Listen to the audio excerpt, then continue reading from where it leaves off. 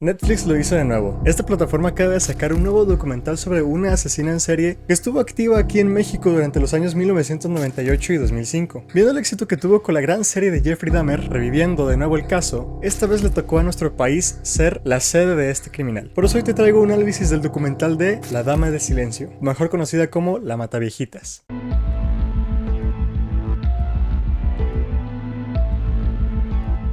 Antes de comenzar, pues tres cosas. Primero que nada, que sepas que vamos a hablar con spoilers, vamos a platicar un poco de cómo es que se desarrolla este documental, todas las partes de la historia que toca y más o menos vamos a platicar de aquellas peculiaridades que podemos llegar a analizar y añadir un poco más de información para poder comprender aún más. La segunda, aquí no vamos a platicar toda la información, ya que en los próximos días, en este mismo canal vamos a sacar un análisis criminal donde estudiaremos la conducta criminal como tal de esta persona, de Juana Barraza. Así que aquí no vamos a entrarnos tanto en su vida, en todas sus actitudes, en su personalidad, así que pues suscríbete para que no te lo pierdas y así puedes conocer los motivos del por qué hacía esto. Ahora sí, comencemos. Y para ello pues tenemos que saber quién fue la Dama del Silencio, quién fue la Mataviejitas. Juana Barraza Samperio, nacida en 1957, es una asesina serial, si no es que la primera asesina mujer serial de México, condenada a más de 759 años de prisión por el asesinato de 16 mujeres de la tercera edad, además de cometer 12 robos dentro de estos mismos asesinatos. El documental nos da a primera instancia todo el modus operandi que la Mataviejitas, Juana Barraza, tenía para concretar sus delitos. Vemos la historia de una de los familiares de las víctimas que le avisan que su madre fue asfixiada. Precisamente este es el modus operandi que Juana Barraza optaba para poder concretar con todos los robos. Ella usaba un disfraz, por decirlo de una manera, donde se vestía de enfermera. En aquellos años habían sacado un nuevo programa para apoyar a los ancianos o a las personas de tercera edad económicamente hablando. Samperio aprovechó esta situación donde todas las señoras de la tercera edad buscaban este apoyo. Ella se vistió de enfermera sin ser enfermera e iba a las casas de estas personas tocando y diciendo que ella era parte del programa y que venía a ofrecerles este apoyo económico, cuando todo era falso. Estas personas, sus víctimas, pues confiaban en esta persona que iba vestida de enfermera, la dejaban entrar a su domicilio sin uso de ningún tipo de fuerza o violencia y aún cuando estaban adentro platicaban, tenían una conversación y Juana Barraza generaba confianza en su víctima antes de atacarla. Al momento de atacarla, ella iba por detrás cuando la persona estaba más vulnerable y más confiada de ella, y con el primer objeto constructor que encontrara, cable de teléfono, sus agujetas incluso, alguna cuerda, algún lazo que tenía para las cortinas, lo primero que encontrara lo agarraba y asfixiaba a su víctima. En algunos casos las golpeaba y posterior a esto buscaba entre todas sus pertenencias cosas de valor para así robarlas y venderlas posteriormente para poder adquirir dinero. Y así lo hizo 16 veces. Como dije, esta fue la primera mujer asesino serial en México, si no es que uno de los únicos casos que ha existido o que conocemos por lo menos en México sobre asesinos seriales. Milena y Guerrero en 2010 hicieron un estudio sobre asesinos seriales mujeres donde precisamente hicieron esta comparación en cómo es que las mujeres asesinos seriales que actúan por cuenta propia suelen ser solitarias, maduras, refiriéndose a que ya son más grandes de edad, cuidadosas, detallistas, deliberadas, adaptadas socialmente hablando, además de muy organizadas, teniendo como preferencia atacar en el hogar de la víctima o en su trabajo y suelen provocar muertes por envenenamiento, inyección letal o sofocación, el caso de Juana Barraza. Un poco más adelante en el documental nos dice cómo es que la policía le era muy difícil investigar ese tipo de delitos. Primero que nada porque nunca se había presentado un asesino serial en México, entonces nadie sabía cómo es que se debería de actuar. Y segundo porque muchas de las veces los investigadores, criminalistas,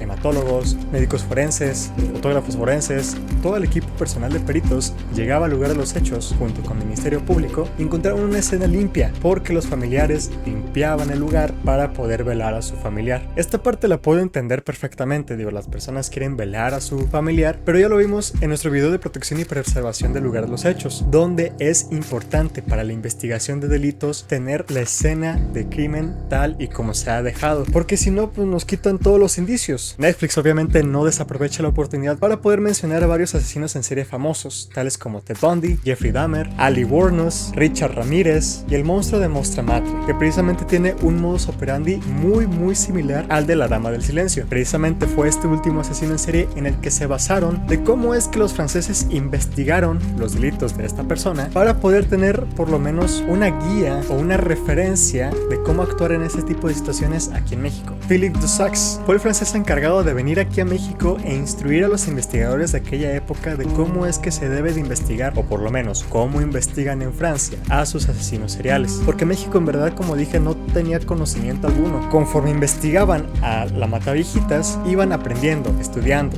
comparando, referenciándose de otros autores y de otros países. Más adelante volvemos a este cliché del perfil criminal. Yo estoy completamente a favor de los perfiles criminales, son parte fundamental para poder encontrar algún asesino, especialmente si son asesinos en serie, pero esto no te va a dar la solución a nada, y menos cuando lo haces mal. El perfil criminal de Juana Barraza era el de un hombre robusto, alto, atlético, que se vestía de mujer. Algunas características sí son similares, pero si la policía está concentrada en buscar a un hombre con estas características, nunca iban a dar precisamente con la Mataviejitas original. Y digo original porque agarraron a dos Mataviejitas, la primera de ellas siendo una inocente, entre comillas, porque ella sí robó varias pertenencias de los domicilios de las víctimas de la Mataviejitas de Juana Barraza. Debido a esto dejó muestras dactilares y se le vinculó con la Mataviejitas. Lamentablemente pues no llegó un proceso debido, ya que en aquel entonces pues el sistema penal no era muy bueno y se le sentenció por ello, sin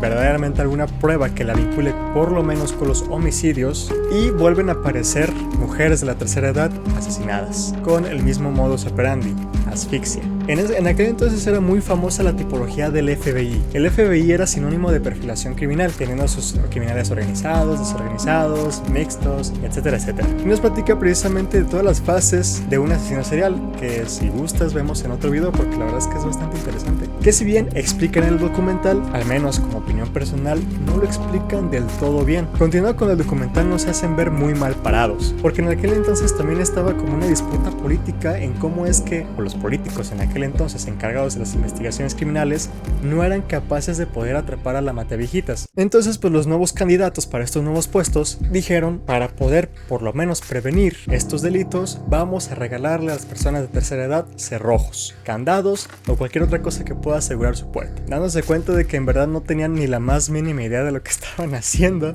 o de lo que estaban diciendo, porque como ya lo explicamos al principio del video, el modus operandi de Juana Barraza era hacerse pasar por una enfermera. Eran sus víctimas quienes les abrían amablemente la puerta para que pudiera pasar. Nunca se forzó ninguna cerradura, nunca se rompió alguna ventana, nunca hubo uso de violencia o fuerza para poder entrar a la fuerza a sus domicilios. Ahora que tocamos el modus operandi de la Mataviejitas, Abejón menciona lo siguiente en su libro de mujeres asesinas seriales. Se los voy a leer. El paso al acto de homicida se produce de manera diferente que en los hombres. Raramente actuarán de manera impulsiva. Dependiendo del móvil del crimen, fijan una determinada víctima y crean una fantasía alrededor que será largamente madurada hasta que considere que es perfecta. Como grandes manipuladoras que son, se muestran extremadamente cercanas a estas personas, manteniendo una relación calurosa tanto con el paciente como con sus familiares. Esto en 2005. Después Netflix se medio desvía a otro tema que sí es relevante y sí es muy importante ver. De hecho, me gustaría que tú me dieras tu opinión en los comentarios, porque nos dice tal cual: ¿por qué la alza de feminicidios, que aquel entonces en Chihuahua, era menos importante, o por lo menos se hablaba menos de ello que el caso de la Mataviejitas? Como dije, verdaderamente es un tema de discusión bastante importante e interesante ver, así que pues deseo ver tus comentarios y tu opinión sobre este tema,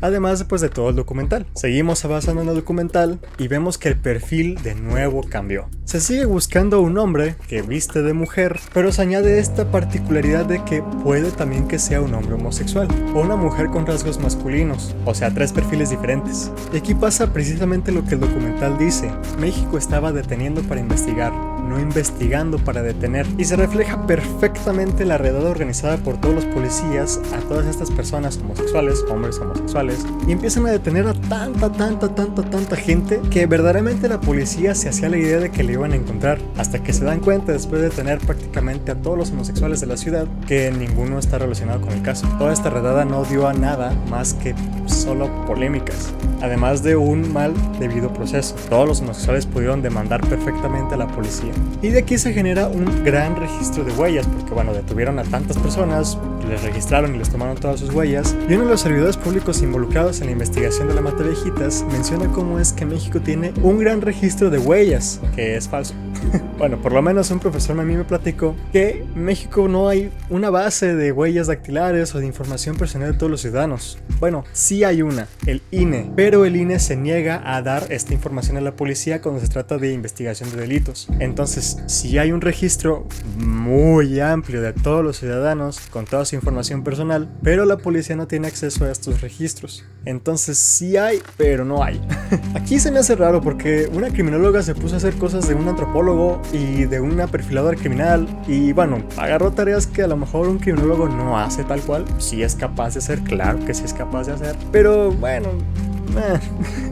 Y es Patricia Payán quien empieza a ver todos estos rasgos que tienen en común los perfiles criminales que se estaban sacando porque eran demasiados. Ahorita hablamos ya por lo menos de 4, pero en realidad habían muchísimos más. Retratos hablados que no coincidían en prácticamente nada, otros que más o menos se asimilaban. Entonces fue esta Payán, criminóloga, la que se decidió por hacer un moldeado en 3D usando puntos cronométricos y toda aquella información similar que coincidía entre los perfiles criminales que se tenía. Si quieres saber un poco más del tema, también tenemos un video sobre puntos cronométricos acá arriba para que lo cheques. Y bueno, ya por fin llegamos al meollo del asunto, cuando por fin Juana Barraza es atrapada. Ya sé que omitimos bastante información, ya te lo expliqué por qué. Entonces por fin vamos al verdadero clímax de esta historia. Ella se encontraba en la casa de su última víctima por precisamente creo que era un vecino, amigo, creo que vivían juntos. La verdad no me quedó muy clara esa relación, pero bueno, el punto es que llega y encuentra prácticamente infraganti a Juana Barraza dentro del domicilio con el cadáver de esta mujer de la tercera edad, todo desordenado. Algo que me impresionó y verdaderamente a mí me parece interesante es como que a pesar de haber sido pues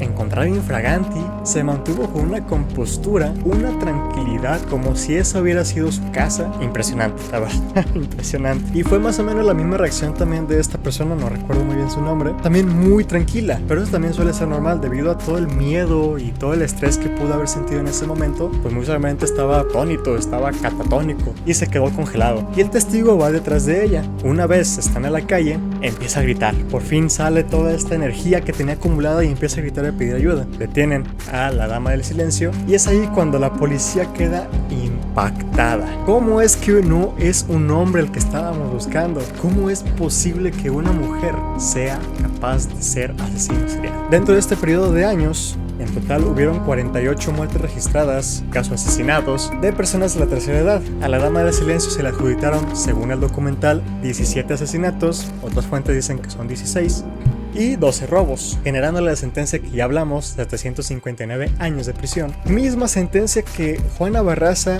no está de acuerdo. Desde el momento de su detención niega todo tipo de delito, solamente el último, pero de ahí más se niega a decir que ella fue la culpable de los demás asesinatos y de los más robos. De hecho, dentro del documental está esta entrevista que se le hizo real y ella dice que solamente lo ha hecho una vez, solamente fue esa vez y ya, nada más. Pero sabemos pues que sí lo hizo debido a todas las pruebas que se le adjudicaron, huellas dactilares, que por cierto también hacen un pequeño énfasis de cómo es que no se encuentran huellas dactilares completas en escenas de crimen, y eso es muy cierto. En la escuela o en los programas de televisión nos lo pintan muy sencillo, muy fácil, cómo es que llegamos con nuestra cintita, ¿no? Nuestros polvos, las revelamos, las levantamos y tenemos una huella dactilar completa, pero no. A veces está a la mitad, a veces solamente está en una pequeña parte, o sea, es muy complejo, muy complejo. También vemos cómo es que intenta justificar, a pesar de que dice que no es justificación, sí intenta hacer que sea justificación, o por lo menos desmeritar la culpabilidad que tenía por estos asesinatos, refiriendo cómo es que su madre la golpeaba y la maltrataba cuando ella era una niña, y que por eso le agarró odio a su madre y le agarró odio a las personas mayores. Y hasta aquí le vamos a dejar porque, de nuevo, en el análisis criminal vamos a hablar de más. Ahora sucede algo que verdaderamente yo estoy completamente en contra. A mí no me gustó nada que la criminóloga haya hecho eso, y sobre todo que haya sentido el orgullo de mostrarlo en el documental. Yo, por lo menos yo. Y fue el autógrafo que le pidió a la dama del silencio en uno de esos nudos que hizo para hacer una demostración de cómo es que asesinaba a sus víctimas, generándole gratificación. Ella misma dice que feliz Juana Barraza le dio su autógrafo, y de nuevo lo muestra con mucho orgullo. Esto es invaluable. Yo no estoy de acuerdo de darle gratificación o de celebrarle a un asesino serial sus acciones mediante un autógrafo. Lo único que se hizo fue generarle reconocimiento. ¿Qué pasó por ejemplo con Jeffrey Dahmer y Ted Bundy. Ted Bundy tenía muchísimas mujeres que estaban enamoradas de él, generó un club de fans. ¿Y qué hizo Ted Bundy? Se creció. Tenía la sensación de que él había hecho bien, de que sus acciones tuvieron relevancia social positiva debido a que había muchas mujeres que lo idolatraban. Mismo caso con Jeffrey Dahmer, era muy feliz dando autógrafos, muy feliz siendo famoso por asesinar gente. A lo mejor solamente fue un autógrafo, pero fue suficiente para generarle aunque sea un poquito de gratificación o celebrarle. Tú estarás de acuerdo, en acuerdo, tú tienes tu opinión, déjame en los comentarios. Hace unos minutos atrás platicábamos cómo es que Milena y Guerrero decían que las mujeres asesinas seriales eran bastante adaptadas socialmente hablando. Completamente cierto y acorde a lo que pasó con la Dama del Silencio. Cuando entrevistaron a sus compañeras o amigas dentro del ámbito de las luchas, decían cómo es que ella era muy amable, muy noble, de confianza, que tú la veías y nunca la veías enojada, no generaba algún rasgo de agresión, nada, era una persona tranquila, amable, de nuevo confiable, reflejando esta manipulación o esta capacidad de dar otra imagen que no es ella. Precisamente ya que estamos tocando el tema de las luchas, vemos cómo es que muchos expertos, tanto dentro del documental como otros expertos que la estudiaron, mencionan que la lucha libre era una forma de desviar todas estas conductas, traumas que tenía, y que al momento de que ocurre una lesión que hace que ella ya no pueda practicar más la lucha libre, desvía estos mismos traumas a la violencia, en este caso a sus asesinatos. Fue Freud precisamente uno de los primeros, si no es que el primero, en decir cómo es que nosotros humanos, personas, tenemos distintas maneras de desviar todas estas frustraciones, deseos, traumas, miedos, emociones en general, tanto a conductas positivas como hacer deporte, generar un nuevo hábito como pintar, leer, escribir, etcétera, etcétera, así como negativos como fumar, tomar, generar daño, en este caso matar. Y Juana Barraza pasó por los dos campos, pasó de desviar todas esas frustraciones a algo positivo, en este caso deporte, que por algo es un eje rector para la reinserción social, también tenemos un video acá arriba, a matar. Cuando se ponen a los familiares de las víctimas y a Juana Barraza de frente, vemos cómo es que esta Dama del Silencio tiene muy baja tolerancia a la frustración. La primer familiar que vimos al comienzo del todo el documental nos platica cómo es que ella encara a la Mataviejitas y la primera reacción que tiene es con un tono de superioridad, además de falta de remordimiento y un tanto agresivo, como atacando, le dice sí, pero tú la dejaste sola, queriendo compartir la culpa o por lo menos desmeritar más sus acciones culpando a otras personas, en este caso a las víctimas, que de hecho es muy común en asesinos seriales, que buscan justificar o más bien echarle la culpa a las víctimas por ser vulnerables. Bueno, sí las maté yo, pero ellas tienen la culpa por ser tan confiadas conmigo, por ejemplo. Ya conocemos la sentencia, ya sabemos que ella no está de acuerdo, intenta hacer una apelación que pues no procede, y cuando se le están dando los nombres de las víctimas por las cuales se le está sentenciando, ella con esa personalidad que tanto la caracteriza empieza a decir sí, échale más, échale más, al cabo aquí está su taruga, nuevamente reflejando esta falta de remordimiento o de culpa en sus acciones, además de toda esta personalidad, como ya dije, manipuladora que tanto la caracteriza, pero manipuladora respecto a cómo ella es capaz de inventar y negar todas sus acciones delictivas hasta el último día. Araceli, la primera persona que vimos que capturaron y sentenciaron por ser la Mataviejitas entre comillas, seguía sentenciada bajo los mismos cargos, ya había cumplido su condena por los robos y no sé si actualmente siga cumpliendo condena, yo creo que sí por el documental, por los cargos de asesinato. Y eso no solamente ha pasado esa vez, ha pasado muchas veces. Sabemos que aquí existe en México un registro de cómo es que muchas personas inocentes son sentenciadas por cosas que ni siquiera hicieron. Antes era muchísimo más común por el sistema penal que se manejaba, pero ahora con el nuevo sistema penal adversarial no sabría decirte si pasa todavía, yo creo que sí, pero por lo menos pasa menos. Sin embargo, si se sigue pasando es porque no ha habido solución. Y ya por último, al final del documental nos hablan cómo es que Juana Barraza, la Dama del Silencio, la Mataviejitas, es idolatrada por todos aquellos mexicanos, mexicanas que hicieron famosa, hicieron memes, hicieron corridos, hicieron canciones, hicieron comerciales, centrando toda su atención en la persona como tal y su modus operandi, pero dejando siempre de lado a las víctimas. Precisamente esto nos lo daba una criminóloga, que mis respetos la verdad por su trabajo, tiene toda mi admiración, Claudia Garzón, y nos preguntaba, sí, ya conocen la historia de Jeffrey Dahmer, de Ted Bundy, de la Mataviejitas en este caso, dígame el nombre de por lo menos 3 víctimas de estos asesinos. Nadie supo responder. Y esta costumbre de hacer famosos a las personas asesinas no solamente ha pasado con la Mataviejitas, ha pasado con muchísimos más. Con Ted Bundy, por ejemplo, creo que es uno de los más conocidos, famosos, que casi cualquier persona te diría, ah, sí, sé decir quién es. Pero a ver, pregúntale por el primer presidente de México. Pero bueno, se hacen famosas estas personas, como ya vimos, todo este círculo de mujeres que estaban enamoradas de Ted Bundy, o lo que pasó hace poco con Jeffrey Dahmer, la fiebre de Jeffrey Dahmer. Por ahí vi que le pusieron incluso un altar. ¿Por qué le vas a poner un altar de muertos a alguien que mataba? Además de todas estas personas que vi en redes sociales, en TikTok, en Facebook, en Instagram, en todos lados, intentando justificar el comportamiento de Dahmer, diciendo que pobrecito, no lo cuidaron de niño, tuvo mucho rechazo, sufrió una ruptura amorosa, pero no, o sea, no. Está bien explicar el comportamiento delictivo de estas personas, pero no está bien justificar, porque si justificamos estamos diciendo que pues está bien, digo, lo hizo porque estaba triste, por ejemplo, o porque estaba traumado, entonces le restamos importancia a sus acciones. Sí, analicemos, veamos los comportamientos de los asesinos, conozcámoslo, porque si conocemos a nuestros asesinos podemos prevenir que lleguen más. Aprovechando que estamos hablando de Jeffrey Dahmer y de todo este análisis de sus comportamientos y conductas, por ahí dejamos muy pendiente el análisis de la serie de Jeffrey Dahmer. Si quieren que la continúe, déjenme en los comentarios y con mucho gusto pues los traigo al canal, porque la verdad es que hay muchísimas cosas muy interesantes que pues dejé pasar, pero si quieren que lo retome, pues háganmelo saber. Y pues aquí termina el documental, nos dan una lista de todas esas víctimas que sufrieron a manos de la bata de viejitas. Yo por lo pronto pues ese es el análisis más o menos que te puedo proporcionar, con información extra, datos de algunos expertos que incluso estudiaron el comportamiento de esta persona. Pero sinceramente, si quieres saber más sobre el comportamiento de la Dama del Silencio, te recomiendo que te suscribas, porque como te lo dije en repetidas ocasiones, vamos a sacar un análisis criminal dedicado a esta persona, donde pues no solamente platicaremos su historia, sino que analizaremos punto por punto, detalle a detalle, como lo hemos estado haciendo con otros asesinos de películas. En este caso, ahora vamos con un personaje de la vida real, para poder intentar saber por qué cometía estos actos delictivos, cuáles eran sus motivaciones. Espero que no te lo pierdas y que te vaya a gustar, así como también espero que te haya gustado este video de hoy. Que tengas excelente día, excelente tarde y excelente noche, y lo que te digo en este video no es cuento, es cuanto.